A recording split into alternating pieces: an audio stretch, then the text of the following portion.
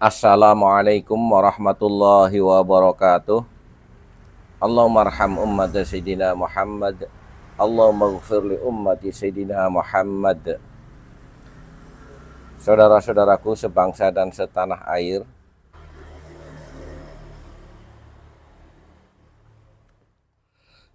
para habaib yang selama ini mengaku sebagai keturunan Nabi Muhammad SAW, ternyata dari berbagai kajian keilmuan mereka tidak terbukti sebagai dzurriyyatur Rasul sallallahu alaihi wasallam. Dengan demikian, kita sudah tidak boleh lagi mempercayai mereka sebagai keturunan Nabi Muhammad sallallahu alaihi wasallam.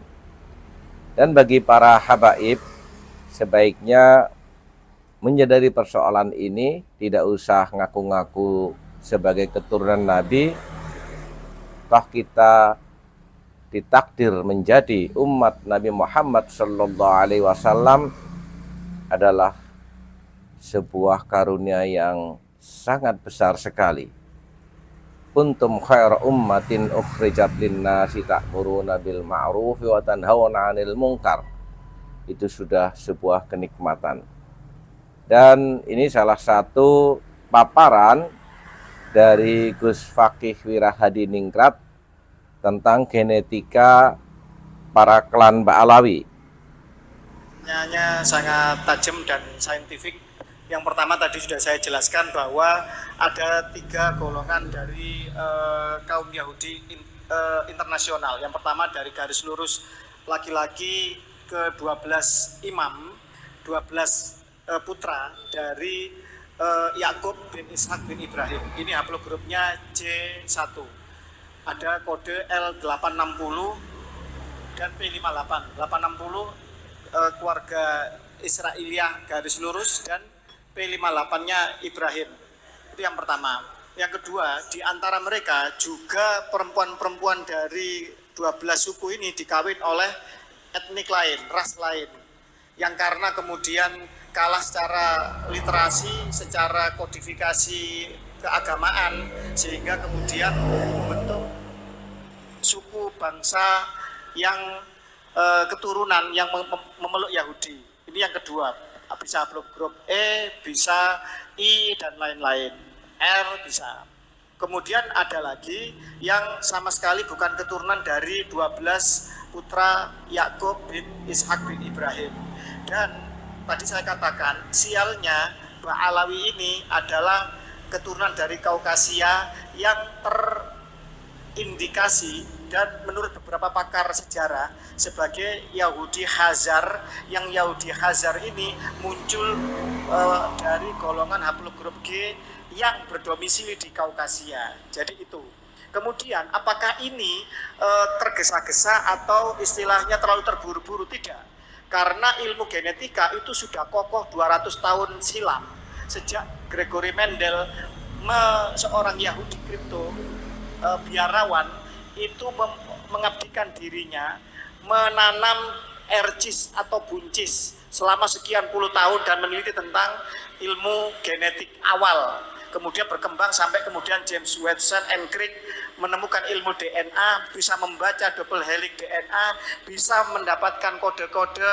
Kemudian di era sekarang semua pemetaan DNA sudah sangat komprehensif. Sehingga salah satunya selain ATDNA, YDNA maupun mtDNA itu ada DNA sampah yang dianggap tidak ada gunanya, ternyata bisa terpetakan. Nah, ini sudah sangat maju sekali. Bahkan sekarang membaca DNA itu adalah ilmu kemarin. Ilmu hari ini adalah melakukan restriksi rekombinan, melakukan cloning, melakukan sport science, melakukan rekayasa genetik untuk merakit DNA untuk menghindarkan penyakit-penyakit bawaan itu secara genetik. Jadi sudah sangat maju membaca DNA ilmu kemarin. Jadi kalau ada yang meragukan tes DNA adalah orang-orang yang tidak saja hidup di hari kemarin, tetapi hidup di abad pertengahan, abad ke-8. Itu yang bisa saya jawab. Kemudian terkait mengenai masalah apakah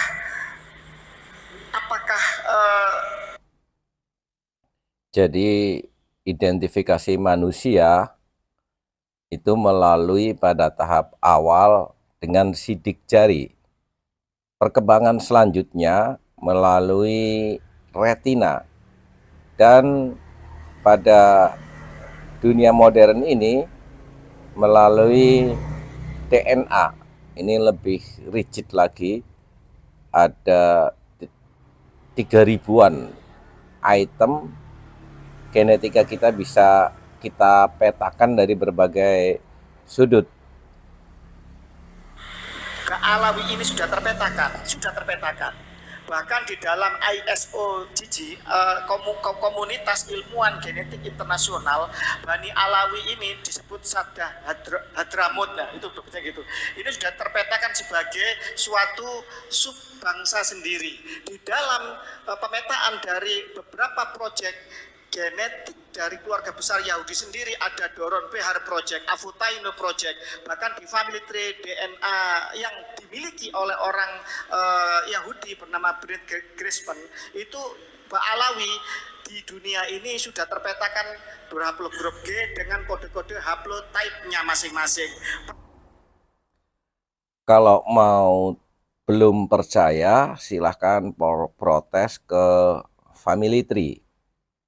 Dan bukankah kita sebagai manusia yang membedakan dengan makhluk lain adalah kita diberi akal pikiran. Akal pikiran inilah yang terus menjadi pijakan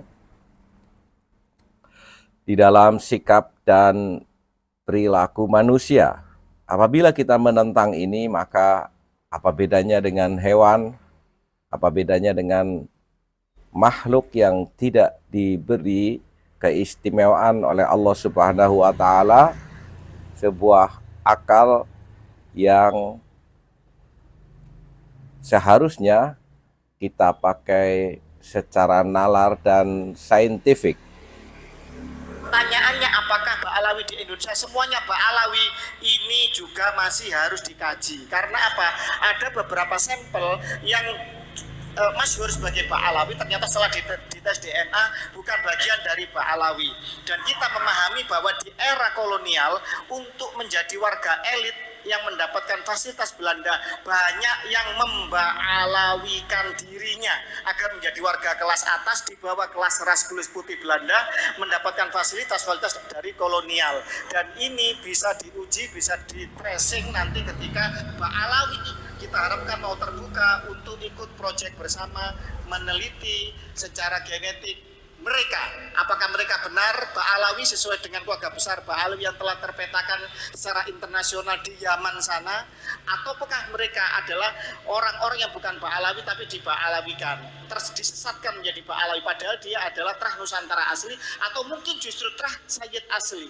Karena Ba'alawi selain mengaku sebagai cucu Nabi, mereka juga mencopet marga-marga asli milik keluarga Nabi, seperti bin Yahya itu ada Al-Hasani, As-Saiban itu ada Al-Idrisi, kemudian ada juga Al-Haddad dari Al-Jilani Al-Hasani, Asgaf yang asli ada Al-Musawi Al-Hasani. Ini juga sudah melakukan tes DNA dan terbukti nasabnya tidak ke Ba'alawi, tapi marga ini benar-benar dirampok, ditopet oleh Ba'alawi. Demikian, terima kasih.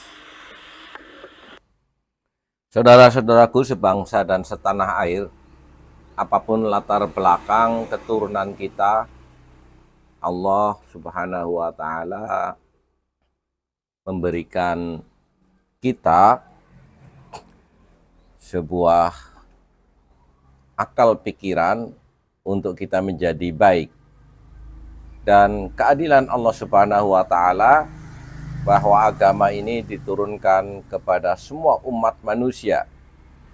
Jadi bagi kita sebagai orang yang melihat realita ini, pada saatnya sekarang sudah harus menghentikan kehusnudzonan kita terhadap klaim para Ba'alawi sebagai keturunan Nabi Muhammad SAW.